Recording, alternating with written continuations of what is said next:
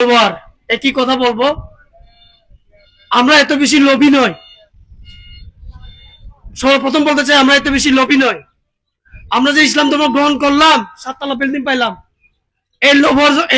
লোভের জন্য আমরা আসি নাই। বেহেশতে এবং জান্নাত, এই জান্নাতটা পাওয়ার জন্য আমরা ইসলামের আশা।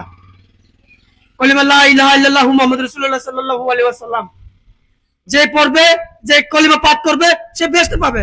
কোরআনে সরাসরি লেখা আছে। আপনি গুনাহ করছেন, গুনার জন্য আপনি জাহান্নামে 1000, 2000, 100 জাহান্নামে যাবেন। পরবর্তীতে একদিন না একদিন আপনি জান্নাত পাবেন। কোরআন শরীফ স্পষ্ট লেখা আছে। চ্যালেঞ্জ, ওপেন চ্যালেঞ্জ এটা। এর জন্য ইসলামে আসা। ইউসুফ স্যারকে আমরা চিনিও না। আমি ইসলাম ধর্ম গ্রহণ করছি চকরিয়ায় মাহফিলের মধ্যে। ইউসুফ স্যারকে আমি দেখিও নাই, তারেক মনোরা হুজুরের কাছে।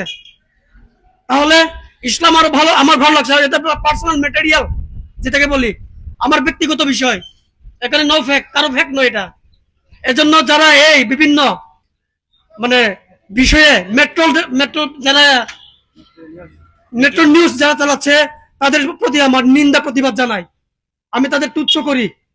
আমরা আমাদের মতো, আমাদেরকে ভালো থাকতে দেন। আবার এই যে আমাদের ডাক্তার ইউসুফ স্যার, আপনারা নিশ্চয় জানেন ঈদগাহ মডেল হাসপাতাল ওনার নিজস্ব হাসপাতাল এটা।